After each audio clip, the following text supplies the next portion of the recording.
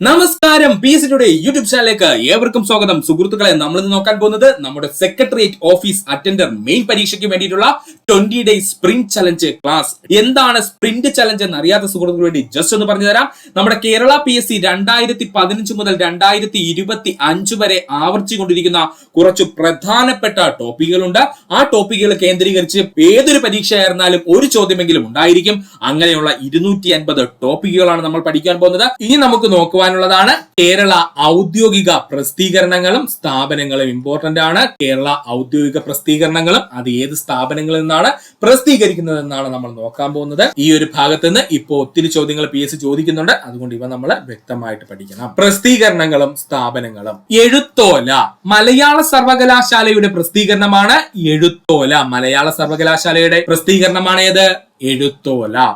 അക്ഷര കൈരളി സാക്ഷരതാ മിഷന്റെ പ്രസിദ്ധീകരണമാണ് അക്ഷര കൈരളി. സാക്ഷരതാ മിഷന്റെ പ്രസിദ്ധീകരണമാണ് അക്ഷര കൈരളി. കേളി എന്ന പ്രസിദ്ധീകരണം സംഗീത നാടക അക്കാദമിയുടെയാണ്. സംഗീത നാടക അക്കാദമിയുടെ പ്രശസ്തമായ പ്രസിദ്ധീകരണമാണ് കേളി എന്നുള്ളത്.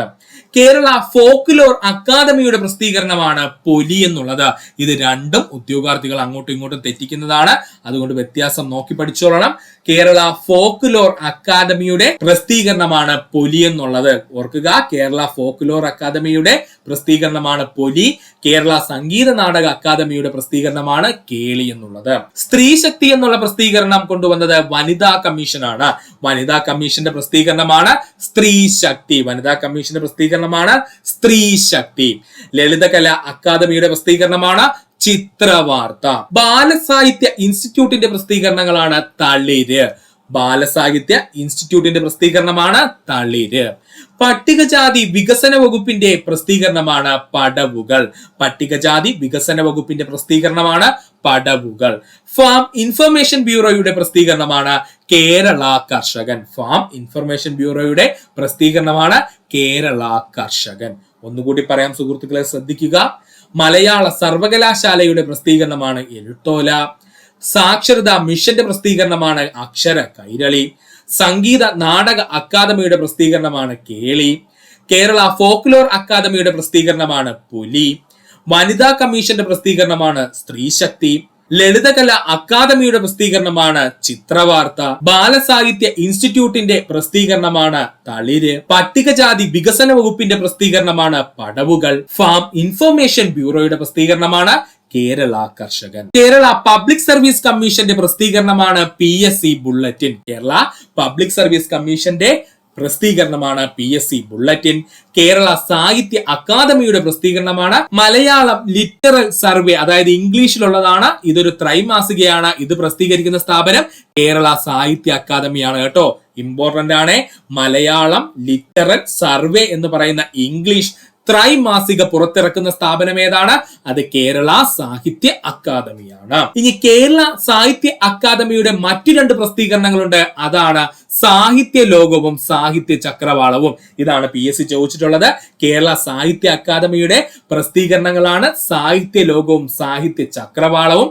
എന്നാൽ കേരള സാഹിത്യ അക്കാദമി പുറത്തിറക്കുന്ന ഇംഗ്ലീഷിലുള്ള ത്രൈമാസികയാണ് ഏത്? മലയാളം ലിറ്ററൽ സർവേ എന്നുള്ളത്. അതുകൊണ്ടൊന്ന് ഓർക്കുക.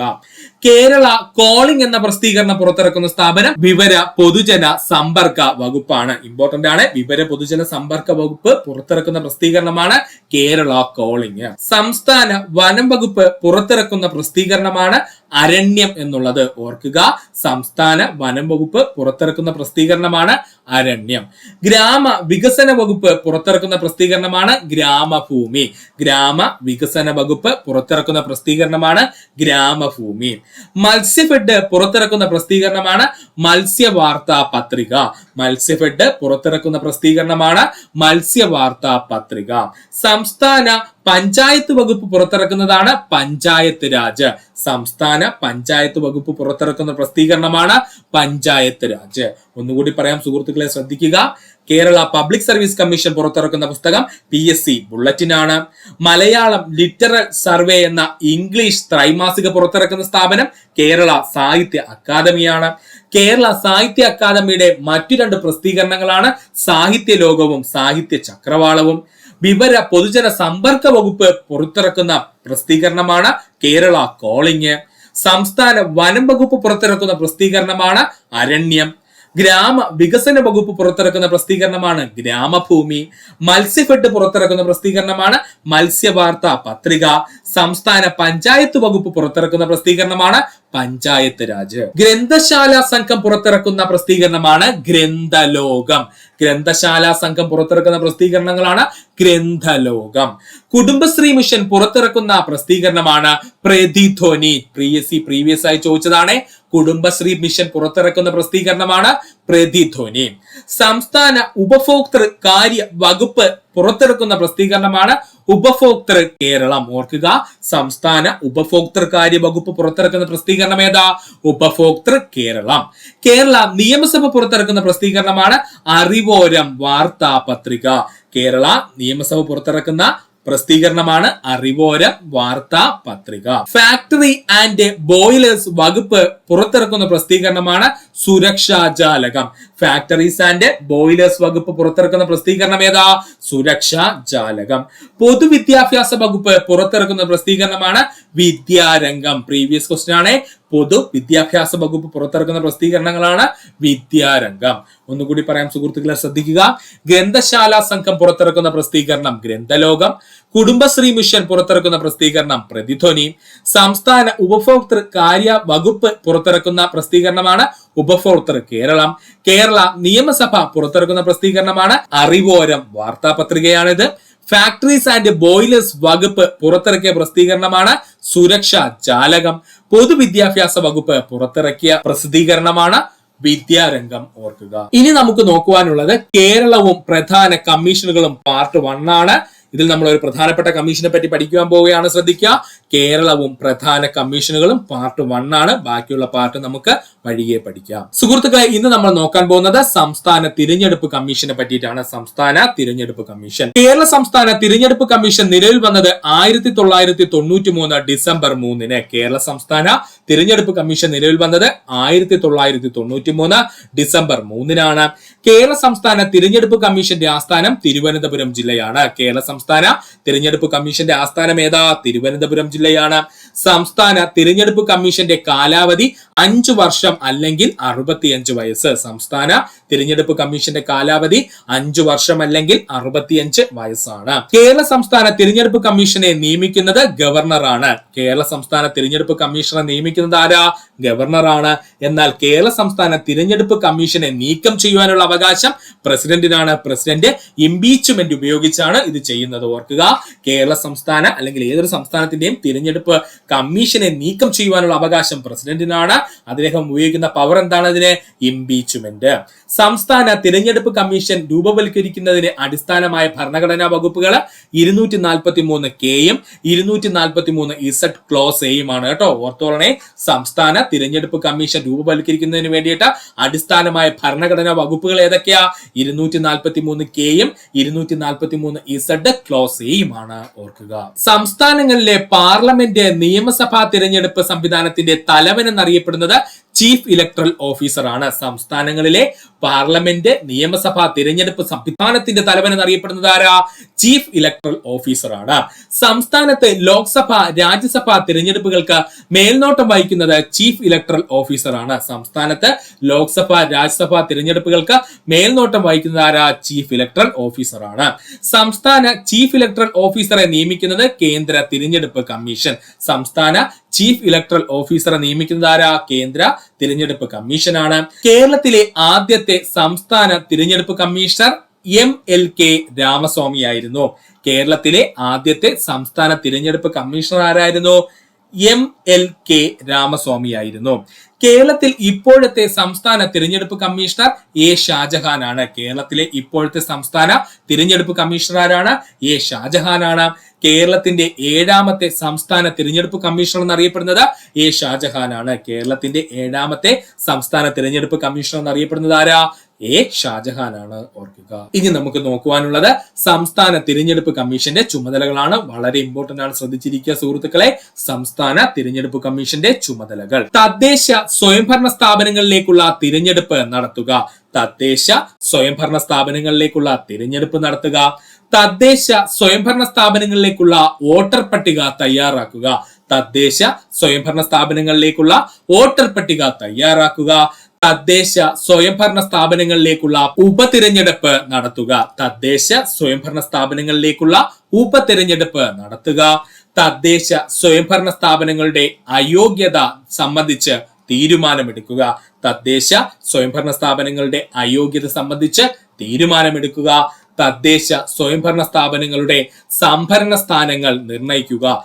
തദ്ദേശ സ്വയംഭരണ സ്ഥാപനങ്ങളുടെ സംഭരണ സ്ഥാനങ്ങൾ നിർണയിക്കുക. ഇത്രയുമാണ് സംസ്ഥാന തിരഞ്ഞെടുപ്പ് കമ്മീഷന്റെ ചുമതലകൾ. ഓർക്കുക. ഇനി നമ്മൾ നോക്കാൻ പോകുന്നത് ഫിസിക്സുമായി ബന്ധപ്പെട്ട ഒരു മേഖലയാണ്. അതിൽ തന്നെ വിവിധ തരം ബലങ്ങളാണ് നമ്മൾ നോക്കാൻ പോകുന്നത്. അതിൽ ഒരു ബലമാണ് നമ്മൾ ഇന്ന് പഠിക്കുവാൻ പോകുന്നത്. ബാക്കിയുള്ള ബലങ്ങൾ നമുക്ക് വഴിയെ പഠിക്കാം. ആദ്യമായി നമ്മൾ പഠിക്കാൻ പോകുന്നത് ഘർഷണ ബലമാണ്. ഏതാണ് ഘർഷണ ബലം?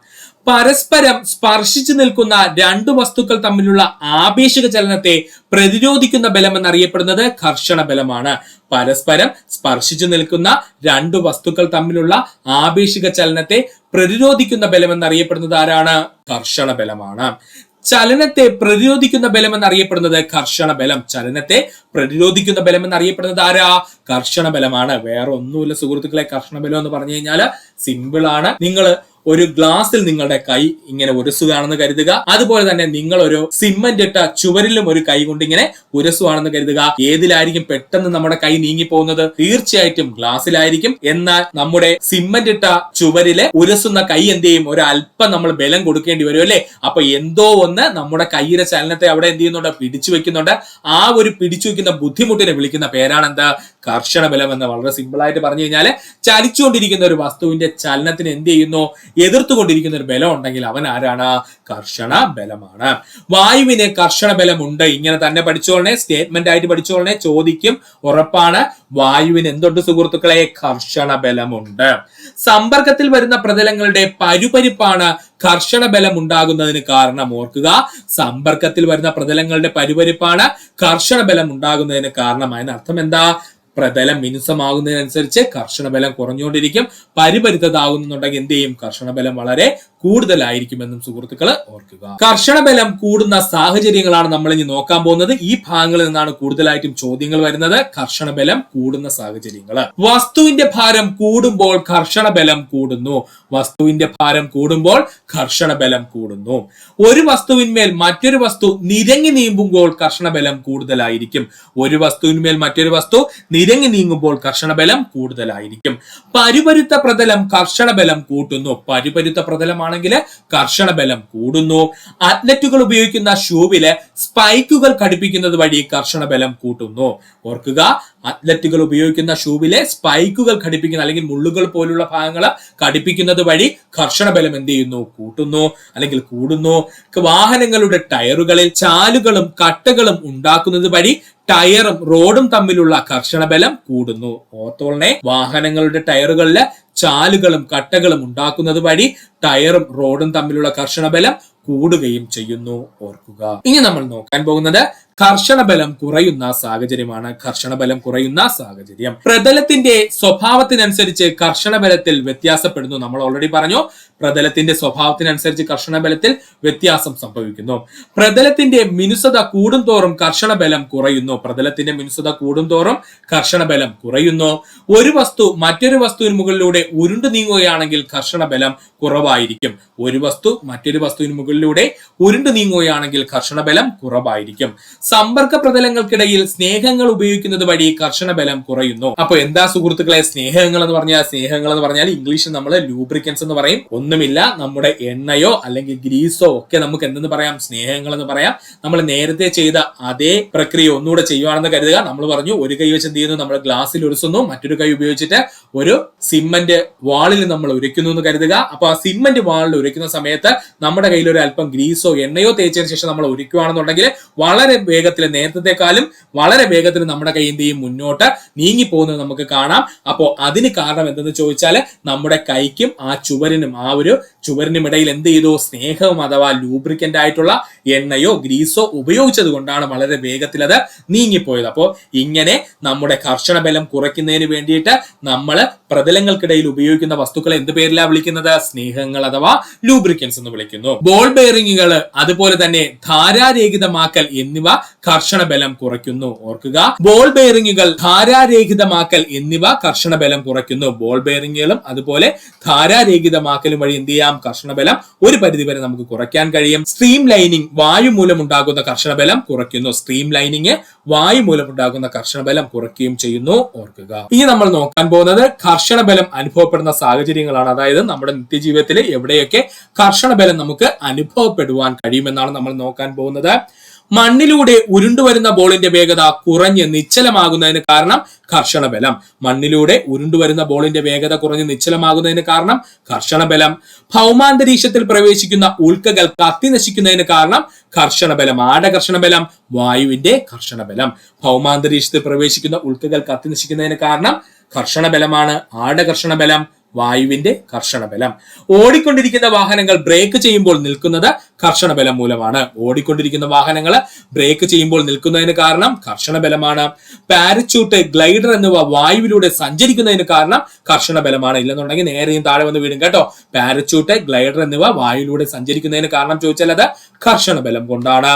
തീപ്പെട്ടിക്കൊള്ളി ഉരച്ച് കത്തിക്കുവാൻ സാധിക്കുന്നത് ഘർഷണ ബലമുള്ളത് കൊണ്ടാണ്. തീപ്പെട്ടിക്കൊള്ളി ഉരച്ച് കത്തിക്കുവാൻ സാധിക്കുന്നത് ഘർഷണ ബലമുള്ളത് കൊണ്ടാണ്. ആയുധങ്ങളുടെ മൂർച്ച കൂട്ടുവാൻ സാധിക്കുന്നത് ഘർഷണ ബലമുള്ളത് കൊണ്ടാണ്. ആയുധങ്ങളുടെ മൂർച്ച നമ്മൾ ഉരച്ചു കൂട്ടുവാൻ സാധിക്കുന്നത് എങ്ങനെയാണ്? ഘർഷണ ബലമുള്ളത് കൊണ്ടാണ്. സ്വതന്ത്രമായി നടക്കുവാനും ഓടുവാനും സാധിക്കുന്നത് ഘർഷണ ബലമുള്ളത് കൊണ്ടാണ്. സ്വതന്ത്രമായി നടക്കുവാനും ഓടുവാനും സാധിക്കുന്നത് ഘർഷണ ബലം അനുഭവപ്പെടുന്നത് കൊണ്ടാണ്. ഓർക്കുക, അടുത്തതായി നമ്മൾ പഠിക്കാൻ പോകുന്നതാണ് പിനിയൽ ഗ്രന്ഥി. എന്താണ് പിനിയൽ ഗ്രന്ഥി? ചിലടത്ത് പൈനിയൽ ഗ്രന്ഥി എന്നൊക്കെ എഴുതിയിട്ടുണ്ട്.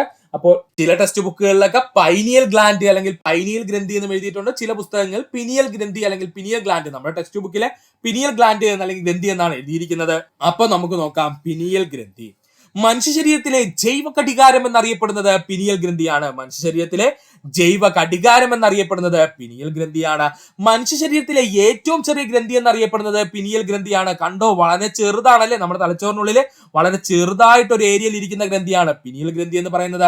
അപ്പോൾ മനുഷ്യ ശരീരത്തിലെ ഏറ്റവും ചെറിയ ഗ്രന്ഥി എന്നറിയപ്പെടുന്നത് പിനിയൽ ഗ്രന്ഥിയാണ്. ദൈനംദിന പ്രവർത്തനങ്ങളുടെ താളക്രമം പാലിക്കുന്നതിന് സഹായിക്കുന്ന ഗ്രന്ഥി പിനിയൽ ഗ്രന്ഥി. ദൈനംദിന പ്രവർത്തനങ്ങളുടെ താളക്രമം പാലിക്കുന്നതിന് സഹായിക്കുന്ന ഗ്രന്ഥി എന്ന് ചോദിച്ചാൽ അത് പിനിയൽ ഗ്രന്ഥിയാണ്. പിനിയൽ ഗ്രന്ഥി ഉൽപ്പാദിപ്പിക്കുന്ന പ്രധാനപ്പെട്ട ഹോർമോണുകളാണ് മെലാറ്റോണിനും അതുപോലെ സെറോട്ടോണിനും. മെലാറ്റോണിനും സെറോട്ടോണിനും. ഒന്നും കൂടെ പറയാം സുഹൃത്തുക്കളെ, പിനിയൽ ഗ്രന്ഥിയെ പറ്റിയാണ് നമ്മൾ പറഞ്ഞത്. മനുഷ്യ ശരീരത്തിലെ ജൈവ ഘടികാരം എന്നറിയപ്പെടുന്നത് പിനിയൽ ഗ്രന്ഥിയാണ്. മനുഷ്യ ശരീരത്തിലെ ഏറ്റവും ചെറിയ ഗ്രന്ഥി എന്നറിയപ്പെടുന്നത് പിനിയൽ ഗ്രന്ഥിയാണ്. ദൈനംദിന പ്രവർത്തനങ്ങളുടെ താളക്രമം പാലിക്കുന്ന ഗ്രന്ഥി എന്ന് ചോദിച്ചാൽ അത് പിനിയൽ ഗ്രന്ഥിയാണ്. പിനിയൽ ഗ്രന്ഥി ഉത്പാദിപ്പിക്കുന്ന പ്രധാനപ്പെട്ട 2 ഹോർമോണുകളുണ്ട്. അതാണ് മെലാറ്റോണിനും അതുപോലെ സെറോട്ടോണിനും. പഠിക്കുക. ഉറങ്ങാൻ സഹായിക്കുന്ന ഹോർമോൺ മെലാറ്റോണിൻ. ഉറങ്ങാൻ സഹായിക്കുന്ന ഹോർമോൺ മെലാറ്റോണിൻ. കൃത്യമായി പ്രജനന കാലഘട്ടമുള്ള ജീവികളിൽ ലൈംഗിക പ്രവർത്തനങ്ങൾ നിയന്ത്രിക്കുന്ന ഹോർമോൺ മെലാറ്റോണിൻ ആണ്. Previous question. ഉറങ്ങാൻ സഹായിക്കുന്ന ഹോർമോൺ മെലാറ്റോണിൻ. കൃത്യമായ പ്രജനന കാലഘട്ടമുള്ള ജീവികളിൽ ലൈംഗിക പ്രവർത്തനങ്ങൾ നിയന്ത്രിക്കുന്ന ഹോർമോൺ ചോദിച്ചാൽ അത് മെലാറ്റോണിൻ ആണ്. പകൽ സമയങ്ങളെ അപേക്ഷിച്ച് രാത്രി കാലങ്ങളിൽ കൂടുതലായി ഉൽപ്പാദിപ്പിക്കപ്പെടുന്ന ഹോർമോൺ ചോദിച്ചാൽ അത് മെലാറ്റോണിൻ ആണ്. അങ്ങനെ മെലാറ്റോണിൻ കൂടുതലായിട്ട് ഉൽപ്പാദിപ്പിക്കുന്നത് കൊണ്ടാണ് രാത്രി കാലങ്ങളിൽ നമുക്ക് ഉറങ്ങാൻ സാധിക്കുന്നത്. അപ്പോൾ പകൽ സമയങ്ങളെ അപേക്ഷിച്ച് രാത്രി കാലങ്ങളിൽ കൂടുതലായി ഉൽപ്പാദിപ്പിക്കപ്പെടുന്ന ഹോർമോൺ ചോദിച്ചാൽ അത് മെലാറ്റോണിൻ ആണ്. ഇനി നമുക്ക് പഠിക്കാനുള്ളത് പിനിയൽ ഗ്രന്ഥിയുടെ മറ്റു ധർമ്മങ്ങളാണ്. സുഹൃത്തുക്കൾ ശ്രദ്ധിക്കുക, ഇമ്പോർട്ടന്റ് ഒത്തിരി പോയിന്റ്സ് ഇതിനകത്ത് വരുന്നുണ്ട്. പിനിയൽ ഗ്രന്ഥിയുടെ ധർമ്മങ്ങൾ. ഉപാപചയ പ്രവർത്തനങ്ങളെ നിയന്ത്രിക്കുന്നത് പിനിയൽ ഗ്രന്ഥിയാണ്. ഉപാപചയ പ്രവർത്തനങ്ങളെ നിയന്ത്രിക്കുന്നത് പിനിയൽ ഗ്രന്ഥിയാണ്. ത്വക്കിന് നിറഭേദങ്ങൾക്ക് കാരണമാകുന്നത് പിനിയൽ ഗ്രന്ഥിയാണ്. ഒരു പരിധി വരെ കേട്ടോ, ത്വക്കിന്റെ നിറഭേദങ്ങൾക്ക് കാരണമാകുന്നത് പിനിയൽ ഗ്രന്ഥിയാണ്. സ്ത്രീകളിൽ ആർത്തവ ചക്രം കൃത്യത പാലിക്കുന്നതിന് കാരണം പിനിയൽ ഗ്രന്ഥിയാണ്. സ്ത്രീകളിലെ ആർത്തവ ചക്രം കൃത്യത പാലിക്കുന്നതിന് കാരണം പിനിയൽ ഗ്രന്ഥിയാണ്. ശരീരോഷ്മാവ് നിയന്ത്രിക്കുന്നത് പിനിയൽ ഗ്രന്ഥിയാണ്. മനുഷ്യന്റെ ശരീരോഷ്മാവ് നിയന്ത്രിക്കുന്നത് പിനിയൽ ഗ്രന്ഥിയാണ്. രോഗപ്രതിരോധ ശേഷി നൽകുന്നത് പിനിയൽ ഗ്രന്ഥിയാണ്. രോഗപ്രതിരോധ ശേഷി നൽകുന്നത് പിനിയൽ ഗ്രന്ഥിയാണ്. ഒന്നുകൂടി പറയാൻ സുഹൃത്തുക്കളെ ശ്രദ്ധിക്കുക. ഉറങ്ങാൻ സഹായിക്കുന്ന ഹോർമോൺ എന്നറിയപ്പെടുന്നത് മെലാറ്റോണിൻ. കൃത്യമായി പ്രജനന കാലഘട്ടമുള്ള ജീവികളിൽ ലൈംഗിക പ്രവർത്തനങ്ങൾ നിയന്ത്രിക്കുന്ന ഹോർമോൺ മെലാറ്റോണിൻ. പകൽ സമയങ്ങളെ അപേക്ഷിച്ച് രാത്രി കാലങ്ങളിൽ കൂടുതലായി ഉൽപ്പാദിപ്പിക്കപ്പെടുന്ന ഹോർമോൺ മെലാറ്റോണിൻ.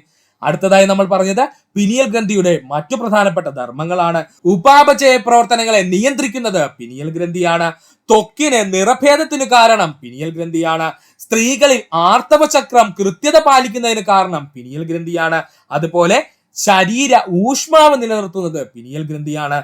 രോഗപ്രതിരോധ ശേഷി നൽകുന്ന ഗ്രന്ഥി എന്ന് ചോദിച്ചാൽ അത് പിനിയൽ ഗ്രന്ഥിയാണ്. പഠിക്കുക. അടുത്തതാണ് തൈറോയിഡ് ഗ്രന്ഥി. എന്താണ് തൈറോയിഡ് ഗ്രന്ഥി? ഏറ്റവും വലിയ അന്തസ്രാവി ഗ്രന്ഥി എന്നറിയപ്പെടുന്നത് തൈറോയിഡ് ഗ്രന്ഥി. Previous question. ഏറ്റവും വലിയ അന്തസ്രാവി ഗ്രന്ഥി എന്നറിയപ്പെടുന്നത് തൈറോയിഡ് ഗ്രന്ഥി. ആദംസ് ആപ്പിൾ എന്ന പേരിൽ അറിയപ്പെടുന്ന ഗ്രന്ഥി തൈറോയിഡ് ഗ്രന്ഥി. ആദംസ് ആപ്പിൾ എന്ന പേരിൽ അറിയപ്പെടുന്ന ഗ്രന്ഥി തൈറോയിഡ് ഗ്രന്ഥി. ചിത്രശലഭത്തിന്റെ ആകൃതിയിൽ കാണപ്പെടുന്ന ഗ്രന്ഥി തൈറോയിഡ് ഗ്രന്ഥി. കണ്ടോ, ചിത്രശലഭത്തിന്റെ ആകൃതിയിലല്ലേ സുഹൃത്തുക്കളെ ഇരിക്കുന്നത്? അപ്പോ ചിത്രശലഭത്തിന്റെ ആകൃതിയിൽ കാണപ്പെടുന്ന ഗ്രന്ഥി എന്ന് ചോദിച്ചാൽ അത് തൈറോയിഡ് ഗ്രന്ഥിയാണ്. ശ്വസന നാളത്തിന്റെ ഇരുവശത്തുമായി കാണപ്പെടുന്ന ഗ്രന്ഥി എന്ന് ചോദിച്ചാൽ തൈറോയിഡ് ഗ്രന്ഥി. കണ്ടോ, ഇതാണ് നമ്മുടെ ശ്വസന നാളം എന്ന് പറയുന്നത്. ഈ ശ്വസന നാളത്തിന്റെ ഇരുവശത്തുമായി കാണപ്പെടുന്ന ഗ്രന്ഥി എന്ന് ചോദിച്ചു കഴിഞ്ഞാൽ അത് തൈറോയിഡ് ഗ്രന്ഥിയാണ്. തൈറോയിഡ് ഗ്രന്ഥിയുടെ മുൻപിൻതളങ്ങളെ തമ്മിൽ ബന്ധിപ്പിക്കുന്നത് ഇസ്തുമസ് ആണ്. തൈറോയിഡ് ഗ്രന്ഥിയുടെ മുൻപിൻതളങ്ങളെ തമ്മിൽ ബന്ധിപ്പിക്കുന്നത് ആരാണ്? ഇസ്തുമസ് ആണ്. തൈറോയിഡ് ഗ്രന്ഥിയുടെ മുൻപിൻതളങ്ങളെ തമ്മിൽ ബന്ധിപ്പിക്കുന്നത് ഇസ്തുമസ് ആണ്. തൈറോയിഡ് ഗ്രന്ഥി നിർമ്മിച്ചിരിക്കുന്നത് ഫോളിക്കിളുകളും സ്ട്രോമൽ കലകളും കൊണ്ടാണ്. തൈറോയിഡ് ഗ്രന്ഥി നിർമ്മിച്ചിരിക്കുന്നത് ഫോളിക്കിളുകളും അതുപോലെ സ്ട്രോമൽ കലകളും കൊണ്ടാണ്. തൈറോയിഡ് ഗ്രന്ഥി ഉൽപ്പാദിപ്പിക്കുന്ന ഹോർമോണുകളാണ് തൈറോക്സിനും അതുപോലെ കാൽസിട്ടോണിനും. ഒന്നുകൂടി പറയാം സുഹൃത്തുക്കളെ, തൈറോയിഡ് ഗ്രന്ഥിയെ പറ്റിയാണ് നമ്മൾ പറഞ്ഞത്. ഏറ്റവും വലിയ അന്തസ്രാവി ഗ്രന്ഥി എന്നറിയപ്പെടുന്നത് തൈറോയിഡ് ആണ്. ആദംസ് ആപ്പിൾ എന്നറിയപ്പെടുന്ന ഗ്രന്ഥി തൈറോയിഡ് ഗ്രന്ഥി. ചിത്രശലഭത്തിന്റെ ആകൃതിയിൽ കാണപ്പെടുന്ന ഗ്രന്ഥി തൈറോയിഡ് ഗ്രന്ഥി. ശ്വസന നാളത്തിന്റെ ഇരുവശത്തുമായി കാണപ്പെടുന്ന ഗ്രന്ഥി തൈറോയിഡ് ഗ്രന്ഥി. തൈറോയിഡ് ഗ്രന്ഥിയുടെ മുൻപിൻതളങ്ങളെ തമ്മിൽ ബന്ധിപ്പിക്കുന്നത് ഇസ്തുമസ് എന്ന് പറയുന്ന ഭാഗമാണ്. തൈറോയിഡ് ഗ്രന്ഥി നിർമ്മിച്ചിരിക്കുന്നത് ഫോളിക്കിളുകളും അതുപോലെ സ്ട്രോമൽ കലകളും കൊണ്ടാണ്. ഫോളിക്കിളുകളും സ്ട്രോമൽ കലകളും കൊണ്ടാണ്. തൈറോയിഡ് ഗ്രന്ഥി ഉൽപ്പാദിപ്പിക്കുന്ന പ്രധാനപ്പെട്ട ഹോർമോണുകളാണ് തൈറോക്സിനും അതുപോലെ കാൽസിട്ടോണിനും. പഠിക്കുക. ഇനി നമുക്ക് നോക്കാനുള്ളത് തൈറോക്സിനെ പറ്റിയിട്ടാണ്. സുഹൃത്തുക്കൾ ശ്രദ്ധിക്കുക. ഏതാണ് തൈറോക്സിൻ? തൈറോക്സിൻ ഉൽപ്പാദിപ്പിക്കുന്നത് ആരാണ്? നമ്മുടെ തൈറോയിഡ് ഗ്രന്ഥിയാണ് അല്ലെ. തൈറോയിഡ് ഗ്രന്ഥി ഉൽപ്പാദിപ്പിക്കുന്ന പ്രധാനപ്പെട്ട ഒരു ഹോർമോണാണ് തൈറോക്സിൻ. തൈറോക്സിന്റെ ഉൽപാദനത്തിന് ആവശ്യമായ മൂലകം അയഡിൻ. തൈറോക്സിന്റെ ഉൽപാദനത്തിന് ആവശ്യമായ മൂലകം എന്ന് ചോദിച്ചാൽ അത് അയഡിൻ ആണ്. അയഡിന്റെ കുറവ് മൂലം ഉണ്ടാകുന്ന തൈറോയിഡ് ഗ്രന്ഥിയിലെ വീക്കം അറിയപ്പെടുന്ന പേരാണ് ഗോയിറ്റർ. അയഡിന്റെ കുറവ് മൂലം തൈറോയിഡ് ഗ്രന്ഥിയിൽ ഉണ്ടാകുന്ന വീക്കം അറിയപ്പെടുന്ന പേരാണ് ഗോയിറ്റർ. ബേസൽ മെറ്റബോളിക് റേറ്റ് നിയന്ത്രിക്കുന്ന ഹോർമോൺ എന്ന് ചോദിച്ചാൽ അത് തൈറോക്സിൻ ആണ്. മറക്കല്ലേ, ബേസൽ മെറ്റബോളിക് റേറ്റ് അല്ലെങ്കിൽ BMR നിയന്ത്രിക്കുന്ന ഹോർമോൺ ആരെന്ന് ചോദിച്ചാൽ അത് തൈറോക്സിൻ ആണ്. ഭ്രൂണാവസ്ഥയിലും ശൈശവാവസ്ഥയിലും മസ്തിഷ്ക വളർച്ചയും വികാസവും ത്വരിതപ്പെടുത്തുന്ന ഹോർമോൺ എന്ന് ചോദിച്ചാൽ തൈറോക്സിൻ. ഭ്രൂണാവസ്ഥയിലും ശൈശവാവസ്ഥയിലും മസ്തിഷ്ക വളർച്ചയും വികാസവും ത്വരിതപ്പെടുത്തുന്ന ഹോർമോൺ ചോദിച്ചാൽ അത് തൈറോക്സിൻ ആണ്. കുട്ടികളിലെ ശരീര വളർച്ച നിയന്ത്രിക്കുന്ന ഹോർമോൺ അത് തൈറോക്സിൻ ആണ്. കുട്ടികളിലെ ശരീര വളർച്ച നിയന്ത്രിക്കുന്ന ഹോർമോൺ തൈറോക്സിൻ ആണ്. ഉപാപചയ പ്രവർത്തനങ്ങളുടെ നിരക്ക് ഉയർത്തുന്ന ഹോർമോൺ തൈറോക്സിൻ ആണ്. ഉപാപചയ പ്രവർത്തനങ്ങളുടെ നിരക്ക് ഉയർത്തുന്ന ഹോർമോൺ ചോദിച്ചു കഴിഞ്ഞാൽ അത് തൈറോക്സിൻ ആണ്. ഒന്നുകൂടി പറയാം സുഹൃത്തുക്കളെ, ശ്രദ്ധിക്കുക, അത്രയും ഇമ്പോർട്ടന്റ് ആണ്. തൈറോക്സിന്റെ ഉൽപാദനത്തിന് ആവശ്യമായ മൂലകം അയഡിൻ ആണ്. Previous question. അയഡിന്റെ കുറവ് മൂലം ഉണ്ടാകുന്ന തൈറോയിഡ് ഗ്രന്ഥിയുടെ വീക്കം അറിയപ്പെടുന്ന പേരാണ് ഗോയിറ്റർ അല്ലെങ്കിൽ തൊണ്ടമുഴ. Previous question. Basal metabolic rate അല്ലെങ്കിൽ BMR നിയന്ത്രിക്കുന്ന ഹോർമോൺ തൈറോക്സിൻ ആണ്. Previous question. ഭ്രൂണാവസ്ഥയിലും ശൈശവാവസ്ഥയിലും മസ്തിഷ്ക വളർച്ചയും വികാസവും ത്വരിതപ്പെടുത്തുന്ന ഹോർമോൺ തൈറോക്സിൻ ആണ്. കുട്ടികളിലെ ശരീര വളർച്ച നിയന്ത്രിക്കുന്ന ഹോർമോൺ തൈറോക്സിൻ ആണ്. ഉപാപചയ പ്രവർത്തനങ്ങളുടെ നിരക്ക് ഉയർത്തുന്ന ഹോർമോൺ തൈറോക്സിൻ ആണ്. തൈറോക്സിന്റെ ഉൽപാദനം കുറയുന്ന അവസ്ഥ അറിയപ്പെടുന്ന പേരാണ് ഹൈപ്പോതൈറോയിഡിസം. തൈറോക്സിന്റെ ഉൽപാദനം കൂടുന്ന അവസ്ഥയാണ് ഹൈപ്പർ തൈറോയിഡിസം. രണ്ട് പ്രധാനപ്പെട്ട പോയിന്റ് ആണ് നമ്മളിവിടെ പറഞ്ഞത്. തൈറോക്സിന്റെ ഉൽപാദനം കൂടിക്കഴിഞ്ഞാലുള്ള അവസ്ഥയെ നമ്മൾ പറയുന്ന പേരാണ് ഹൈപ്പർ തൈറോയിഡിസം എന്നും തൈറോക്സിന്റെ അളവ് കുറയുന്ന അവസ്ഥയെ നമ്മൾ വിളിക്കുന്ന പേരാണ് ഹൈപ്പോ തൈറോയിഡിസം എന്നും. ഒന്ന് ഹൈപ്പർ തൈറോയിഡിസവും ഒന്ന് ഹൈപ്പോ തൈറോയിഡിസവും തെറ്റല്ലേ? ഒന്നുകൂടി പറയാം സുഹൃത്തുക്കളെ, തൈറോക്സിന്റെ ഉൽപാദനം കുറയുന്ന അവസ്ഥയാണെങ്കിൽ അതിനെ നമ്മൾ ഹൈപ്പോ തൈറോയിഡിസം എന്ന് പറയുന്നു. തൈറോക്സിന്റെ ഉൽപാദനം കൂടുന്ന അവസ്ഥയാണെങ്കിൽ നമ്മൾ അതിനെ ഹൈപ്പർ തൈറോയിഡിസം എന്ന് പറയുന്നു. ഹൈപ്പർ തൈറോയിഡിസം മൂലം ഉണ്ടാകുന്ന മറ്റൊരു രോഗമാണ് എക്സോതാൽമിക് ഗോയിറ്റർ. പഠിക്കുക, ഹൈപ്പർ തൈറോയിഡിസം മൂലം ഉണ്ടാകുന്ന മറ്റൊരു രോഗമാണ് എക്സോഫ്താൽമിക് ഗോയിറ്റർ, അല്ലെങ്കിൽ തൈറോക്സിന്റെ അളവ് കൂടുന്നത് മൂലം ഉണ്ടാകുന്ന ഒരു രോഗാവസ്ഥയാണ് എക്സോഫ്താൽമിക് ഗോയിറ്റർ. എക്സോഫ്താൽമിക് ഗോയിറ്ററിന്റെ ലക്ഷണങ്ങൾ ചോദിച്ചാൽ തൈറോയിഡ് ഗ്രന്ഥി അമിതമായി വലുതാവുന്നു.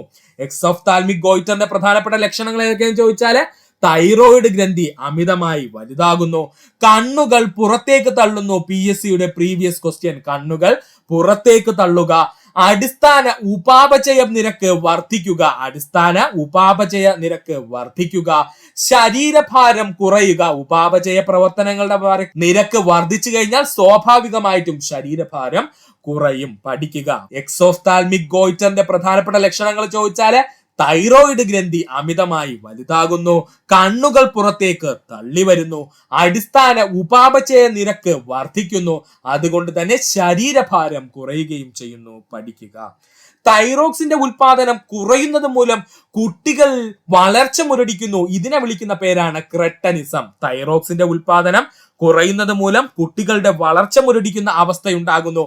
ഇതിനെ വിളിക്കുന്ന പേരാണ് ക്രെട്ടനിസം. തൈറോക്സിന്റെ ഉൽപാദനം കുറയുന്നത് മൂലം മുതിർന്നവരുണ്ടാകുന്ന രോഗമാണ് മിക്സഡിമ. രണ്ട് പ്രധാനപ്പെട്ട പോയിന്റ് ആണ് പറഞ്ഞത്. ഇത് രണ്ടും PSCയുടെ പ്രീവിയസ് ക്വസ്റ്റ്യൻ ആണ്. അതുകൊണ്ട് സുഹൃത്തുക്കൾ ഈ ഭാഗം പഠിക്കുക. തൈറോക്സിന്റെ ഉൽപാദനം കുറയുന്നത് മൂലം കുട്ടികൾക്കുണ്ടാകുന്ന വളർച്ച മുരടിക്കുന്ന അവസ്ഥ അറിയപ്പെടുന്ന പേരാണ് ക്രെട്ടനിസം. എന്നാൽ തൈറോക്സിന്റെ ഉൽപാദനം കുറയുന്നത് മൂലം മുതിർന്നവരിൽ ഉണ്ടാകുന്ന രോഗമാണ് മിക്സഡിമ. പഠിക്കുക, തൈറോയിഡ് ഗ്രന്ഥിയിലെ ക്യാൻസർ മൂലമുണ്ടാകുന്ന രോഗമാണ് ഹൈപ്പർ തൈറോയിഡിസം. തൈറോയിഡ് ഗ്രന്ഥിയിൽ ഉണ്ടാകുന്ന ക്യാൻസർ മൂലമുണ്ടാകുന്ന രോഗമാണ് ഹൈപ്പർ തൈറോയിഡിസം. ഗർഭകാലത്ത് തൈറോക്സിന്റെ കുറവ് മൂലം കുട്ടികൾക്കുണ്ടാകുന്നതാണ് കുഞ്ഞിന്റെ വികലമായ വികാസം. കുഞ്ഞിന്റെ വികലമായ വികാസം, വളർച്ച മുരടിപ്പ്, കുട്ടികൾക്ക് ബുദ്ധിമാന്ദ്യം ഉണ്ടാകാം, താഴ്ന്ന ബുദ്ധി നിലവാരമുള്ള കുട്ടികളായിരിക്കും, അസാധാരണമായ ത്വക്കുള്ളവരായിരിക്കും, അതുപോലെ ബധിരരോ മൂകരോ ആകുവാനുള്ള സാധ്യതയുണ്ട്. ഇത്രയും പോയിന്റ്സ് സുഹൃത്തുക്കള് പഠിക്കുക, ഇമ്പോർട്ടന്റ് ആണ്. ഗർഭകാലത്ത് തൈറോക്സിന്റെ കുറവ് മൂലം കുട്ടികൾക്കുണ്ട് കാര്യങ്ങൾ എന്തൊക്കെയാന്ന് നോക്കിക്കഴിഞ്ഞാല് കുഞ്ഞിന്റെ വികലമായ വികാസം, വളർച്ച മുരടിപ്പ്, ബുദ്ധിമാന്ദ്യം, താഴ്ന്ന ബുദ്ധി നിലവാരം, അസാധാരണമായ ത്വക്ക്, ബധിരത, മൂകത എന്നിവയാണ്. അതുകൊണ്ടാണ് ഗർഭാവസ്ഥയിരിക്കുന്ന സ്ത്രീകൾക്ക് കൂടുതലായിട്ടും തൈറോക്സിന്റെ ഇതൊക്കെ ചെക്ക് ചെയ്തുകൊണ്ടിരിക്കുന്നതിന് കാരണം കേട്ടോ. മുതിർന്ന സ്ത്രീകളിൽ ക്രമരഹിതമായ ആർത്തവ ചക്രത്തിന് കാരണം തൈറോക്സിൽ ഉണ്ടാകുന്ന വ്യതിയാനമാണ്. ഇമ്പോർട്ടന്റ് പോയിന്റ് ആണ്. മുതിർന്ന സ്ത്രീകളിലാണെങ്കിൽ ക്രമരഹിതമായ ആർത്തവ ചക്രത്തിന് കാരണം എന്തെന്ന് ചോദിച്ചാൽ അത് തൈറോക്സിൽ ഉണ്ടാകുന്ന വ്യതിയാനമായിരിക്കും. ഇനി നമുക്ക് പഠിക്കേണ്ട ഹോർമോണാണ് കാൽസിട്ടോണിൻ. വളരെ കുറച്ച് മാത്രമേ PSC ചോദിച്ചിട്ടുള്ളൂ, എന്നാലും നമുക്ക് പഠിക്കണം കാൽസിട്ടോണിൻ. രക്തത്തിൽ കാൽസ്യത്തിന്റെ അളവ് വർദ്ധിക്കുമ്പോൾ തൈറോയ്ഡ് ഗ്രന്ഥി ഉൽപ്പാദിപ്പിക്കുന്ന ഹോർമോണാണ് കാൽസിട്ടോണിൻ. രക്തത്തില് കാൽസ്യത്തിന്റെ അളവ് വർദ്ധിക്കുമ്പോൾ ഉൽപ്പാദിപ്പിക്കുന്ന ഹോർമോണാണ് കാൽസിട്ടോണിൻ. കണ്ടോ, കാൽസ്യം എന്ന് കാൽസിട്രോണിൽ തന്നെ കിടപ്പുണ്ടല്ലോ. അപ്പോ ഏത് മൂലകമാണ് അവിടെ വർദ്ധിക്കുന്നതെന്ന് പഠിക്കാൻ ബുദ്ധിമുട്ടില്ലല്ലോ സുഹൃത്തുക്കളെ. രക്തത്തിൽ കാൽസ്യത്തിന്റെ അളവ് വർദ്ധിക്കുമ്പോൾ തൈറോയ്ഡ് ഗ്രന്ഥി ഉൽപ്പാദിപ്പിക്കുന്ന ഹോർമോണാണ് കാൽസിട്ടോണിൻ. രക്തത്തിൽ അധികമുള്ള കാൽസ്യത്തെ അസ്ഥികളിൽ സംഭരിക്കാൻ സഹായിക്കുന്ന ഹോർമോൺ കാൽസിട്ടോണിൻ. രക്തത്തിലെ അധികമുള്ള കാൽസ്യത്തെ അസ്ഥികളിൽ സംഭരിക്കാൻ സഹായിക്കുന്ന ഹോർമോൺ ചോദിച്ചാൽ അത് കാൽസിട്ടോണിൻ ആണ്. പഠിക്കുക. ഇന്ന് നമ്മൾ നോക്കാൻ പോകുന്നത് ഇന്ത്യയിലെ പ്രധാനപ്പെട്ട സാമ്പത്തിക മേഖലകളെ പറ്റിയാണ്. ഇന്ത്യൻ സാമ്പത്തിക മേഖലയെ അതിന്റെ പ്രവർത്തന മേഖലയുടെ അടിസ്ഥാനത്തിൽ മൂന്നായി തരംതിരിച്ചിരിക്കുന്നു. എത്രയായിട്ടാണ് തരംതിരിച്ചിരിക്കുന്നത്? മൂന്നായിട്ട് തരംതിരിച്ചിരിക്കുന്നു. എങ്ങനെയാണ്? ഒന്നാമത്തതാണ് പ്രാഥമിക മേഖല, രണ്ടാമത്തതാണ് ദ്വിതീയ മേഖല, മൂന്നാമത്തതാണ് തൃതീയ മേഖല. ഈ ഭാഗങ്ങളിൽ നിന്നും PSC ഒരുപാട് ചോദ്യങ്ങൾ ചോദിച്ചിട്ടുണ്ട്. ഇപ്പോൾ ഒരു ട്രെൻഡ് എന്നുള്ള രീതിയിൽ ഈ ഭാഗത്ത് നിന്ന് ധാരാളം ചോദ്യങ്ങൾ PSC ചോദിക്കുന്നുണ്ട്. അതുകൊണ്ട് വിശദമായി തന്നെ നമുക്കിത് പഠിക്കാം. ആദ്യമായി നമ്മൾ പോകാൻ പോകുന്നു പ്രാഥമിക മേഖല. എന്താണ് പ്രാഥമിക മേഖല എന്ന് പറഞ്ഞു കഴിഞ്ഞാൽ കാർഷിക മേഖല എന്ന പേരിൽ അറിയപ്പെടുന്നു. നമ്മൾ കുഞ്ഞു ക്ലാസ് മുതലേ അല്ലെങ്കിൽ നമ്മൾ PSC പഠിച്ചു തുടങ്ങുന്ന സമയത്തെ നമ്മൾ പഠിക്കുന്നതാണ്. ഇന്ത്യയുടെ സാമ്പത്തിക മേഖല എങ്ങനെയുള്ളതാണെന്ന് ചോദിച്ചാല് കൃഷിയെ സ്വാധീനിച്ചിരിക്കുന്നതാണ്. നമ്മൾ പണ്ട് മുതലേ പഠിച്ചിട്ടുണ്ട്. അപ്പോ കൃഷിയുമായി ബന്ധപ്പെട്ട് വരുന്ന കുറച്ച് മേഖലകളും ചേർന്നതാണ് എന്തെന്ന് പറയുന്നത് പ്രാഥമിക മേഖല എന്ന് പറയുന്നത്. അപ്പോൾ ഫസ്റ്റ് പോയിന്റ് തന്നെ PSC പ്രീവിയസ് ക്വസ്റ്റ്യൻ ആയി ഒരുപാട് തവണ ചോദിച്ചിട്ടുള്ളതാണ്. കാർഷിക മേഖല എന്ന പേരിൽ അറിയപ്പെടുന്ന ഇന്ത്യയുടെ സാമ്പത്തിക മേഖല ഏത്? ഇങ്ങനെയായിരിക്കും PSC ചോദിക്കുന്നത്. ഓർക്കുക, ഏതാണ്? പ്രാഥമിക മേഖലയാണ്. കൃഷി അടിസ്ഥാനമാക്കിയുള്ള സാമ്പത്തിക മേഖലയാണ് പ്രാഥമിക മേഖല. ഇമ്പോർട്ടന്റ് പോയിന്റ് നമ്മൾ പറഞ്ഞു കഴിഞ്ഞു. പ്രകൃതി വിഭവങ്ങൾ നേരിട്ട് ഉപയോഗിച്ച് പ്രവർത്തിക്കുന്ന മേഖലയാണ് പ്രാഥമിക മേഖല. ഇമ്പോർട്ടന്റ് പോയിന്റ് ആണ്. ഇന്ത്യൻ സാമ്പത്തിക മേഖലയുടെ അടിത്തറ എന്നറിയപ്പെടുന്നു. ഇന്ത്യൻ സാമ്പത്തിക മേഖലയുടെ അടിത്തറ എന്നറിയപ്പെടുന്നത് എന്ന് ചോദിച്ചു കഴിഞ്ഞാൽ അത് പ്രാഥമിക മേഖലയാണ്. മറന്നു പോകരുത്. രാജ്യത്തിന്റെ മൊത്തം തൊഴിലാളികളുടെ കൂടുതൽ ഭാഗവും പ്രവർത്തിക്കുന്ന മേഖല. ശരിയാണ്. ഇന്ത്യയിൽ തൊഴിൽ ചെയ്യുന്നതിൽ ഏറ്റവും കൂടുതൽ ആളുകൾ ഏത് മേഖലയിലാണെന്ന് ചോദിച്ചാൽ മറക്കരുത്, അത് പ്രാഥമിക മേഖലയിലാണ്. ഏകദേശം ഒരു കണക്ക് പറഞ്ഞു കഴിഞ്ഞാൽ 56% ഇന്ത്യയിൽ വരുന്ന 56% വരുന്ന തൊഴിലാളികളും എവിടെയാണ് വർക്ക് ചെയ്യുന്നത്? ഈ പറഞ്ഞിരിക്കുന്ന പ്രാഥമിക മേഖലയിലാണ്. പ്രാഥമിക മേഖലയിലെ തൊഴിലിന്റെ സ്വഭാവം കാരണം ഈ മേഖലയിൽ പ്രവർത്തിക്കുന്നവരെ റെഡ് കോളർ ജീവനക്കാർ എന്ന പേരിൽ അറിയപ്പെടുന്നു. കോളർ ജീവനക്കാർ ഏതു മേഖലയുമായി ബന്ധപ്പെട്ടിരിക്കുന്നു ചോദിച്ചാൽ ഏതാണ്? അത് പ്രാഥമിക മേഖലയുമായി ബന്ധപ്പെട്ടിരിക്കുന്നു. ഇനി മറന്നു പോകരുത്, ഇമ്പോർട്ടന്റ് പോയിന്റ് ആണ്. GDP റേറ്റിംഗ് ഏറ്റവും കുറച്ച് സംഭാവന നൽകുന്ന സാമ്പത്തിക മേഖല അല്ലെങ്കിൽ ഗ്രോസ് ഡൊമസ്റ്റിക് പ്രൊഡക്ഷൻ എന്ന് പറയുന്ന സംഭവം റേറ്റിംഗിൽ ഏറ്റവും കുറച്ചു മാത്രം സംഭാവന നൽകുന്ന സാമ്പത്തിക മേഖല എന്ന് ചോദിച്ചാൽ കാർഷിക മേഖലയാണ്. ഇന്ത്യൻ സമ്പദ് വ്യവസ്ഥയുടെ നട്ടെല്ല് എന്നറിയപ്പെടുന്നു. അതിനുള്ള കാരണം നമുക്ക് പറയാം. ഇന്ത്യൻ സമ്പദ് വ്യവസ്ഥയുടെ നട്ടെല്ല് എന്നറിയപ്പെടുന്നത് ആരെന്ന് ചോദിച്ചാൽ ആരാണ്? പ്രാഥമിക മേഖലയാണ്. ഇതൊന്ന് എന്ത് ചെയ്യുക? ഓർത്ത് വെച്ചിരിക്കുക. പ്രാഥമിക മേഖലയ്ക്ക് പ്രധാനപ്പെട്ട ഉദാഹരണങ്ങളിലേക്കാണ് നമ്മൾ ഇനി പോകാൻ പോകുന്നത്. ഒന്നാമതാണ് കൃഷി, വേട്ടയാടൽ ഇമ്പോർട്ടന്റ് ആണ്. മൃഗപരിപാലനം, മത്സ്യബന്ധനം ഓൾറെഡി PSC ചോദിച്ചിട്ടുണ്ട്. മത്സ്യബന്ധനം എന്താണ്? പ്രാഥമിക മേഖലയിലാണ്. ഖനനം വരുന്നത് പ്രാഥമിക മേഖലയിലാണ്. വനവിഭവ ശേഖരണം ഒന്ന് ഓർത്ത് വെച്ചേക്കുക. വനവിഭവ ശേഖരണം ഏതുമായി ബന്ധപ്പെട്ടിരിക്കുന്നു എന്ന് ചോദിച്ചാൽ അത് പ്രാഥമിക മേഖലയുമായി ബന്ധപ്പെട്ടിരിക്കുന്നു. അതുപോലെ തന്നെയാണ് ജലചൂഷണം. മറക്കരുത്, ഏതാണ്? ജലചൂഷണം. അത് എന്ത് ചെയ്യുക സുഹൃത്തുക്കള്? ഓർത്ത് വെച്ചേക്കുക. ജലചൂഷണം എന്ന് വെച്ചാൽ ജലം എന്താണ്? കൃഷി ആവശ്യത്തിന് വേണ്ടിയിട്ട് എടുക്കുന്നു, അത്രേ ഉദ്ദേശിക്കുന്നുള്ളൂ. ജലചൂഷണവും ഏതുമായി ബന്ധപ്പെട്ടിരിക്കുന്നു? പ്രാഥമിക മേഖലയുമായി ബന്ധപ്പെട്ടിരിക്കുന്നു. ഒന്നുകൂടെ പറയാം. പ്രാഥമിക മേഖലയിൽ ഏറ്റവും ഇമ്പോർട്ടന്റ് ആയിട്ട് പഠിക്കേണ്ടത് കൃഷി, മൃഗപരിപാലനം, മത്സ്യബന്ധനം, ഖനനം. ഇത് ഇത്രയും ഇമ്പോർട്ടന്റ് ആയിട്ട് പഠിച്ചിരിക്കണം സുഹൃത്തുക്കളെ. ഇത്രയും നോക്കി വെച്ചിട്ടേ പോകാവൂ. ഇത്രയുമാണ് പ്രാഥമിക മേഖലയെ പറ്റി പറയാനുള്ളത്. അടുത്തതായി നമ്മൾ പോകാൻ പോകുന്നതാണ് ദ്വിതീയ മേഖല. ദ്വിതീയ മേഖല എന്ന് പറഞ്ഞാൽ രണ്ടാമത്തെ മേഖല. എന്താണ് ദ്വിതീയ മേഖലയെ ചെയ്യുന്നത് എന്ന് ചോദിച്ചു കഴിഞ്ഞാല് പ്രാഥമിക മേഖലയിൽ നിന്നും ലഭിക്കുന്ന വസ്തുക്കളെ ഉൽപ്പന്നങ്ങളാക്കി മാറ്റുന്ന മേഖലകളാണ് ദ്വിതീയ മേഖലകള്. എന്താണ് പ്രാഥമിക മേഖല? എക്സാമ്പിൾ ആയിട്ട് പറഞ്ഞു കഴിഞ്ഞാല് നമ്മൾ കോട്ടൺ ഉൽപ്പാദിപ്പിക്കുന്നു, പരുത്തി ഉൽപ്പാദിപ്പിക്കുന്നു എന്ന് കരുതുക. പ്രാഥമിക മേഖലയിലുള്ള കർഷകര് കൃഷി ചെയ്ത് എന്തുൽപ്പാദിപ്പിക്കുന്നതേ? കോട്ടൺ എന്ത് ചെയ്യുന്നു? ഉൽപ്പാദിപ്പിക്കുന്നു. അല്ലെങ്കിൽ പരുത്തി എന്ത് ചെയ്യുന്നു? ഉൽപ്പാദിപ്പിക്കുന്നു. ഈ ദ്വിതീയ മേഖലയിൽ പ്രവർത്തിക്കുന്ന വ്യക്തികൾ വന്ന് എന്ത് ചെയ്യും? ശേഖരിക്കുകയും അതിനെ കൊണ്ടുപോയി എന്ത് ചെയ്യും? ഒന്നുകിൽ എന്താകും? നൂലാക്കി മാറ്റും, അല്ലെങ്കിൽ എന്ത് ചെയ്യും? അവനെ തുണിയാക്കി മാറ്റിയിട്ട് എന്ത് ചെയ്യും? അടുത്ത മേഖലയിലേക്ക് എന്ത് ചെയ്യും? അല്ലെങ്കിൽ ഡ്രസ്സുകൾ നിർമ്മിച്ചിട്ട് അല്ലെങ്കിൽ വസ്ത്രങ്ങൾ നിർമ്മിച്ചിട്ട് അടുത്ത മേഖലയിലേക്ക് എന്ത് ചെയ്യും? അതിനെ കൈമാറും. വിൽപ്പനയ്ക്ക് വേണ്ടി അടുത്ത മേഖലയിലേക്ക് എന്ത് ചെയ്യും? കൈമാറും. ഇന്ത്യൻ സാമ്പത്തിക മേഖലയില് എങ്ങനെയാണ്? ഇന്ത്യൻ സാമ്പത്തിക മേഖലയില് ഉൽപ്പന്നങ്ങൾ നിർമ്മിക്കുന്ന മേഖല ഏത് എന്ന് ചോദിച്ചു കഴിഞ്ഞാൽ ഓർക്കുക, അത് ദ്വിതീയ മേഖല. ഒന്നുകൂടെ പറയാം. ഇന്ത്യൻ സാമ്പത്തിക മേഖലയില് ഉൽപ്പന്നങ്ങൾ നിർമ്മിക്കുന്ന മേഖല എന്ന് ചോദിച്ചാൽ ആരാണ്? അത് ദ്വിതീയ മേഖലയിലാണ് നിർമ്മിക്കാൻ കഴിയുള്ളൂ. വ്യാവസായിക മേഖല എന്ന പേരിൽ അറിയപ്പെടുന്നു. അതുകൊണ്ടാണ് ഇവൻ എന്ത് പേരിൽ അറിയപ്പെടുന്നത്? വ്യാവസായിക മേഖല എന്ന പേരിൽ അറിയപ്പെടാൻ കാരണം വ്യവസായം കൂടുതലായും എന്താണ്? ദ്വിതീയ മേഖലയിലാണ് കോൺസെൻട്രേറ്റ് ചെയ്തിരിക്കുന്നത്. ഉൽപ്പന്ന മേഖല എന്ന പേരിൽ അറിയപ്പെടുന്നു. ഉൽപ്പന്ന മേഖല എന്ന പേരിൽ അറിയപ്പെടുന്നു. അതിനും ഇമ്പോർട്ടൻസ് കൊടുത്ത് പഠിക്കുക. ദ്വിതീയ മേഖലയിൽ ജോലി ചെയ്യുന്ന ജീവനക്കാരെ ബ്ലൂ കോളർ എന്നറിയപ്പെടുന്നു. മറന്നു പോകരുത്, ബ്ലൂ കോളർ ജീവനക്കാർ. പ്രാഥമിക മേഖലയാണെങ്കിൽ അതിന് നമ്മൾ എന്താ പറയുന്നത്? റെഡ് കോളർ ജീവനക്കാരെന്നും, ദ്വിതീയ മേഖലയാണെങ്കിൽ അത്തരം വ്യക്തികളെ നമ്മൾ വിളിക്കുന്ന പേര്, അല്ലെങ്കിൽ അവിടെ ജോലി ചെയ്യുന്ന ജീവനക്കാരെ നമ്മൾ എന്താണ്, ബ്ലൂ കോളർ ജീവനക്കാർ എന്നറിയപ്പെടുന്നു. ഇമ്പോർട്ടന്റ് പോയിന്റ് ആണ്. ദ്വിതീയ മേഖലയെ രണ്ടായി എന്ത് ചെയ്യുന്നു, വിഭജിച്ചിരിക്കുന്നു. അതാണ് ചെറുകിട യൂണിറ്റുകളും വൻകിട യൂണിറ്റുകളും. എന്താണ് ചെറുകിട യൂണിറ്റും വൻകിട യൂണിറ്റും എന്ന് പറഞ്ഞു കഴിഞ്ഞാൽ, എക്സാമ്പിൾ ആയിട്ട് പറഞ്ഞാൽ ഒരു ടെക്സ്റ്റൈൽ ഇൻഡസ്ട്രി എടുക്കുകയാണെന്ന് കരുതുക, അല്ലെങ്കിൽ ഒരു തുണിത്തരങ്ങൾ അല്ലെങ്കിൽ വസ്ത്രങ്ങൾ നിർമ്മിക്കുന്ന ഒരു നിർമ്മാണശാല എടുക്കുകയാണെന്നുണ്ടെങ്കിൽ അത് ഇന്ത്യയുടെ സാമ്പത്തിക മേഖല വെച്ച് നോക്കുന്നെങ്കിൽ എന്താണ്, ഒരു ചെറുകിട യൂണിറ്റ് ആണ്. അതേ സ്ഥാനത്ത് ഒരു ഓട്ടോമൊബൈൽ ഇൻഡസ്ട്രിയാണ് നമ്മൾ എടുക്കണമെങ്കിൽ ഇവർ തമ്മിൽ താരതമ്യം ചെയ്യുമ്പോൾ എന്താ വരുന്നത്, ഓട്ടോമൊബൈൽ ഇൻഡസ്ട്രി എന്ന് പറയുന്ന ഒരു വൻകിട സ്ഥാപനമായിട്ട് മാറും. അതുപോലെ തന്നെ നിർമ്മാണശാലകൾ എന്തായിട്ട് മാറും, അവര് ചെറുകിട യൂണിറ്റുകൾ എന്ന് എന്ത് ചെയ്യും, അറിയപ്പെടും. ഇതാണ് വ്യത്യാസം വരുന്നത്. സാമ്പത്തിക മേഖലയുടെ പ്രേരക ശക്തികൾ എന്നറിയപ്പെടുന്നത് ദ്വിതീയ മേഖല. മറന്നു പോകരുത്, സാമ്പത്തിക മേഖലയിലെ പ്രേരക ശക്തികൾ എന്നറിയപ്പെടുന്നത് ദ്വിതീയ മേഖലയാണ്. ദ്വിതീയ മേഖലയിലെ ഉൽപാദനക്ഷമത വർദ്ധിപ്പിക്കുന്നതിലൂടെ രാജ്യത്തിന്റെ തൊഴിലവസരങ്ങൾ വർദ്ധിക്കുന്നു. അത് ഇമ്പോർട്ടന്റ് പോയിന്റ് ആണ്. ദ്വിതീയ മേഖലയിൽ ഉൽപാദനക്ഷമത വർദ്ധിക്കുന്നതിനനുസരിച്ച് രാജ്യത്തിന്റെ തൊഴിലവസരങ്ങളും എന്ത് ചെയ്യും, വർദ്ധിക്കും. അതൊന്ന് ഓർത്തു വെച്ചേക്കുക.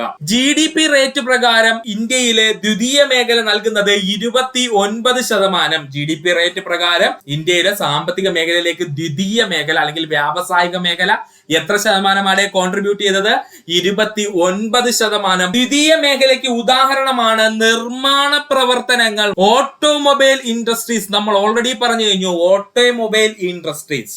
അതുപോലെ തന്നെയാണ് ടെക്സ്റ്റൈൽ മില്ലുകൾ, അല്ലെ, തുണിത്തരങ്ങൾ നിർമ്മിക്കുന്നതിനും അല്ലെ വസ്ത്രങ്ങൾ നിർമ്മിക്കുന്നതിനായിട്ടുള്ള ടെക്സ്റ്റൈൽ മില്ലുകൾ, ഗ്ലാസ് നിർമ്മാണം, ഫർണിച്ചർ നിർമ്മാണം, ഫുഡ് പ്രോസസിംഗ്, കെമിക്കൽ ഇൻഡസ്ട്രീസ്, ഇരുമ്പ് വ്യവസായം, ഇലക്ട്രിക് വ്യവസായം, ഇങ്ങനെ കുറെ വ്യവസായങ്ങളാണ് ഇതിനകത്ത് പറയുന്നത്. അപ്പൊ പ്രധാനപ്പെട്ട വ്യവസായങ്ങൾ എല്ലാം ഏതിനകത്താണ് വരുന്നത് ചോദിച്ചാൽ ദ്വിതീയ മേഖലയിലാണ് വരുന്നത്.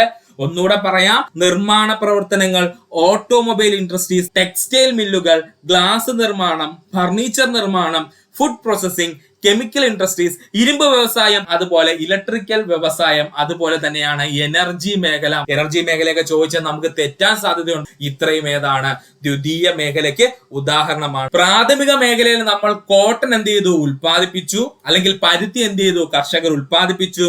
ദ്വിതീയ മേഖലക്കാർ അതിനെ എന്ത് ചെയ്തു, ഉൽപ്പന്നമാക്കി മാറ്റി, അല്ലെങ്കിൽ വസ്ത്രമാക്കി മാറ്റിയടെ.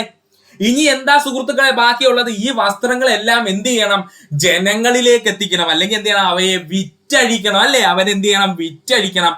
അതിന്റെ ചുവട് പിടിച്ചു വന്നതാണ് തൃതീയ മേഖല. അപ്പോ സേവന മേഖല എന്ന പേരിൽ അറിയപ്പെടുന്നു. നമ്മൾ ഓൾറെഡി പറഞ്ഞു, ഇന്ത്യയിൽ ഏറ്റവും കൂടുതൽ GDP സംഭാവന ചെയ്യുന്നത് തൃതീയ മേഖലയാണ്. ഉപഭോക്താക്കൾക്ക് സേവനം നൽകുന്നതാണ് പ്രധാന കടമ. മറന്നു പോകരുത്, എന്താണ്, ഉപഭോക്താക്കൾക്ക് സേവനം നൽകുന്നതാണ് പ്രധാന കടമ.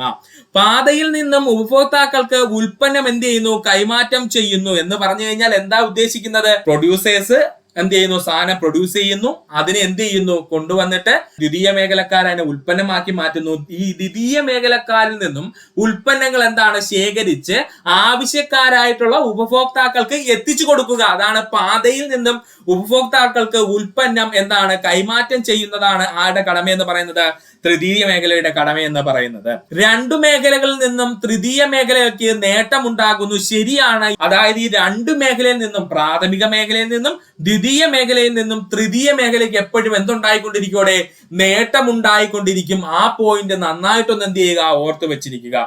ജനങ്ങളുടെ സുഖകരവും ഉയർന്ന നിലവാരമുള്ള നിലനിൽപ്പിന് തൃതീയ മേഖല അനിവാര്യമാണ്. ജനങ്ങളുടെ സുഖകരവും ഉയർന്ന നിലവാരമുള്ളതുമായ നിലനിൽപ്പിന് തൃതീയ മേഖല അനിവാര്യം, അല്ലെങ്കിൽ അത്യാവശ്യമാണ്. പഠിച്ചു വെച്ചേക്കുക.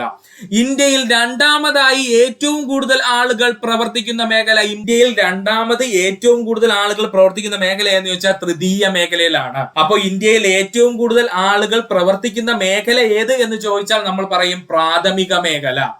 രണ്ടാമത് തൃതീയ മേഖല, മൂന്നാമതാണ് ദ്വിതീയ മേഖല അല്ലെങ്കിൽ വ്യാവസായിക മേഖല വരുന്നത്. മറന്നു പോവല്ലേ, പഠിച്ചോളണേ. ഏകദേശം 27% ആളുകളും ദ്വിതീയ മേഖല, ഇന്ത്യയിലുള്ള തൊഴിൽ ചെയ്യുന്ന 27% കൂടുതൽ ആളുകൾ എന്തിലാണ് പ്രവർത്തിക്കുന്നത്? നമ്മൾ ഈ പറഞ്ഞിരിക്കുന്ന തൃതീയ മേഖലയിലാണ് പ്രവർത്തിക്കുന്നത്. മറന്നു പോകരുത്. 22% ആളുകൾ മാത്രമേ ഏതിൽ വരുന്നുള്ളൂ? ഈ പറഞ്ഞിരിക്കുന്ന സെക്കൻഡറിക്കകത്ത് വരുന്നുള്ളൂ. അപ്പൊ അതൊന്ന് എന്ത് ചെയ്യുക, ഓർത്ത് വെച്ചേക്കുക. 22% മാത്രമേ ദ്വിതീയ മേഖലയിൽ വരുന്നുള്ളൂ. എന്നാൽ 27%ഓളം ആളുകൾ എവിടെ പ്രവർത്തിക്കുന്നു? തൃതീയ മേഖലയിൽ എന്ത് ചെയ്യുന്നു? പ്രവർത്തിക്കുന്നു. ഇവയെ പ്രധാനമായും രണ്ടായി തരംതിരിക്കുന്നു: വിപണന സേവന മേഖലയെന്നും വിപണന രഹിത സേവന മേഖലയെന്നും. വിപണന മേഖല എന്ന് പറഞ്ഞാൽ എന്താണ്? ഇപ്പൊ നമ്മൾ പറഞ്ഞ കണക്ക് ചെറിയ എന്താണ് സംരംഭങ്ങൾ, ചെറിയ ഷോപ്പുകളായിരിക്കാം, അല്ലെങ്കിൽ ചെറിയ ടെക്സ്റ്റൈൽസ് പോലുള്ള സ്ഥാപനങ്ങളായിരിക്കാം. ഇവയാണ് എന്ത് പേരിൽ അറിയപ്പെടുന്നത്? വിപണന സേവന മേഖല എന്ന് പറയുന്നത്. വിപണന രഹിത സേവന മേഖലകൾ എന്ന് പറഞ്ഞാൽ നമുക്ക് പറയാം ഏതൊക്കെയാണ്? ബാങ്കിങ് സെക്ടർ നമുക്ക് പറയാം, ഇൻഷുറൻസ്, ഹോസ്പിറ്റൽ. ഇവർക്കൊക്കെ എന്താണ്? വിപണന രഹിത സേവന മേഖലകളാണ്. വളരെ ചിലവ് കുറഞ്ഞ രീതിയിൽ തൃതീയ മേഖലയിലേക്ക് പ്രവേശിക്കുവാൻ കഴിയും. ദ്വിതീയ മേഖലയേക്കാൾ വേഗത്തിൽ ഉപഭോക്തൃ ആവശ്യങ്ങളോട് പ്രതികരിക്കാൻ കഴിയുന്നു. എങ്ങനെയാണ്?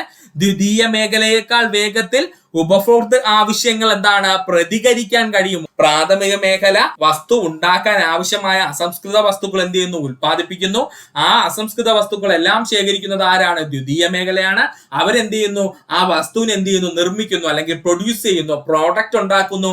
ഈ പ്രോഡക്റ്റിനെ ജനങ്ങളിലേക്ക് എത്തിക്കുന്ന, അല്ലെങ്കിൽ അതിന്റെ ഉപഭോക്താവിലേക്ക് കൃത്യമായി എത്തിക്കുന്ന ജോലിയാണ് തൃതീയ മേഖലയ്ക്കുള്ളത്.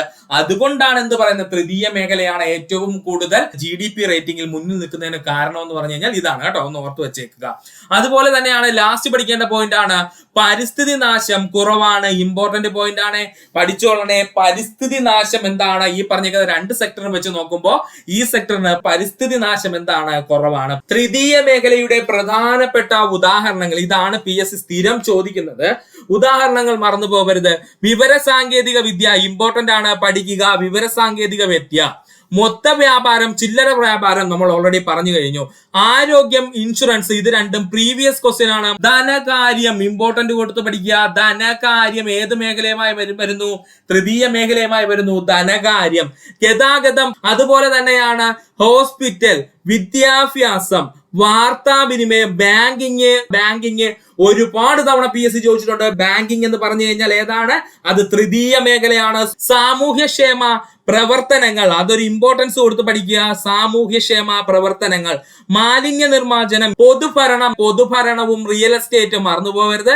പൊതുഭരണവും റിയൽ എസ്റ്റേറ്റും. വിനോദസഞ്ചാര മേഖല പഠിച്ചു വെച്ചേക്കുക. വാർത്താവിനിമയ മേഖല. ഇത്രയുമാണ് പ്രധാനപ്പെട്ട തൃതീയ മേഖലയുടെ ഭാഗമായിട്ട് വരുന്നത്. ഇവിടെ നിന്ന് സുഹൃത്തുക്കൾ പഠിക്കേണ്ട പോയിന്റ് ഒന്നുകൂടെ പറയുകയാണ്. ആരോഗ്യം, ഇൻഷുറൻസ്, ധനകാര്യം, ഗതാഗതം, വാർത്താവിനിമയം, ബാങ്കിങ്, അതുപോലെ തന്നെ മാലിന്യ നിർമ്മാർജ്ജനം, സാമൂഹ്യക്ഷേമ പ്രവർത്തനങ്ങൾ, പൊതുഭരണം, റിയൽ എസ്റ്റേറ്റ്. ഇത്രയും വ്യക്തമായിട്ട് പഠിച്ചിരിക്കണം. അതിൽ തന്നെ ഇൻഷുറൻസും ബാങ്കിങ്ങും അതുപോലെ റിയൽ എസ്റ്റേറ്റും വ്യക്തമായി തന്നെ പഠിച്ചിരിക്കണം. ഇത് മൂന്നും പ്രീവിയസ് ആയി PSC ചോദിച്ചിട്ടുണ്ട്. അതുകൊണ്ട് സുഹൃത്തുക്കൾ നന്നായിട്ട് പഠിക്കുക. ഇത്രയുമാണ് പ്രധാനപ്പെട്ട ഇന്ത്യയിലെ സാമ്പത്തിക മേഖലയുമായി ബന്ധപ്പെട്ട് പഠിക്കേണ്ടത്. ഈ പറഞ്ഞിരിക്കുന്ന ഉദാഹരണങ്ങൾ സുഹൃത്തുക്കൾ നന്നായിട്ട് പഠിച്ചിട്ട് പോവുക. രസതന്ത്രവുമായി ബന്ധപ്പെട്ട് കിടക്കുന്ന നമ്മുടെ നിത്യജീവിതത്തിലെ കുറച്ച് വസ്തുക്കളെ പറ്റി നമുക്കൊന്ന് പഠിക്കാൻ സുഹൃത്തുക്കളെ ശ്രദ്ധിക്കുക. Bathing soap, potassium hydroxide. Bathing soap എന്നറിയപ്പെടുന്നത് ആരാ? പൊട്ടാസ്യം ഹൈഡ്രോക്സൈഡ് ആണ്. വാഷിംഗ് സോപ്പ് എന്ന പേരിൽ അറിയപ്പെടുന്നത് സോഡിയം ഹൈഡ്രോക്സൈഡ് ആണ്. വാഷിംഗ് സോപ്പ് എന്നറിയപ്പെടുന്നത് ആരാ? സോഡിയം ഹൈഡ്രോക്സൈഡ് ആണ്. തെറ്റിപ്പോവല്ലേ. ഏറ്റവും കൂടുതൽ ഉദ്യോഗാർത്ഥികൾ തെറ്റിക്കുന്ന പോയിന്റും അതുപോലെ പ്രീവിയസ് ക്വസ്റ്റ്യൻ ആണ്. പഠിക്കുക. ബാത്തിങ് സോപ്പ് എന്ന് പറഞ്ഞു കഴിഞ്ഞാൽ പൊട്ടാസ്യം ഹൈഡ്രോക്സൈഡും വാഷിംഗ് സോപ്പ് എന്ന് പറഞ്ഞു കഴിഞ്ഞാൽ സോഡിയം ഹൈഡ്രോക്സൈഡുമാണ്. Detergent, sodium hydroxide, sodium sulphate, sodium phosphate സംയുക്തങ്ങള് പഠിച്ചോളനെ. ഡിറ്റർജന്റ് ആയിട്ട് ഉപയോഗിക്കുന്നത് എന്തൊക്കെയാണ്? ഒന്നിൽ സോഡിയം ഹൈഡ്രോക്സൈഡ് ഉപയോഗിക്കാം, അല്ലെങ്കിൽ സോഡിയം സൾഫേറ്റിന്റെ ലവണങ്ങൾ ഉപയോഗിക്കാം, അല്ലെങ്കിൽ സോഡിയം ഫോസ്ഫേറ്റിന്റെ സംയുക്തങ്ങൾ നമുക്ക് ഉപയോഗിക്കാം. അപ്പോൾ ഡിറ്റർജന്റിൽ ഉപയോഗിക്കുന്ന ആരൊക്കെയാ? സോഡിയം ഹൈഡ്രോക്സൈഡ്, അല്ലെങ്കിൽ സോഡിയം സൾഫേറ്റ്, അല്ലെങ്കിൽ സോഡിയം ഫോസ്ഫേറ്റിന്റെ സംയുക്തങ്ങൾ. മദ്യത്തിൽ അടങ്ങിയിരിക്കുന്ന ആൽക്കഹോൾ ആണ് എഥനോൾ എന്നറിയപ്പെടുന്നത്. ഒരുപാട് തവണ പ്രീവിയസ് ആയി PSC ചോദിച്ച ക്വസ്റ്റ്യൻ ആണ്. മദ്യത്തിൽ അടങ്ങിയിരിക്കുന്ന ആൽക്കഹോൾ ആണ് എഥനോൾ. എന്നാൽ വിഷമദ്യ ദുരന്തത്തിന് കാരണമാകുന്നത് ആരാ? അത് മെഥനോൾ ആണ്. ഇതാണ് തെറ്റിപ്പോകുന്നത്.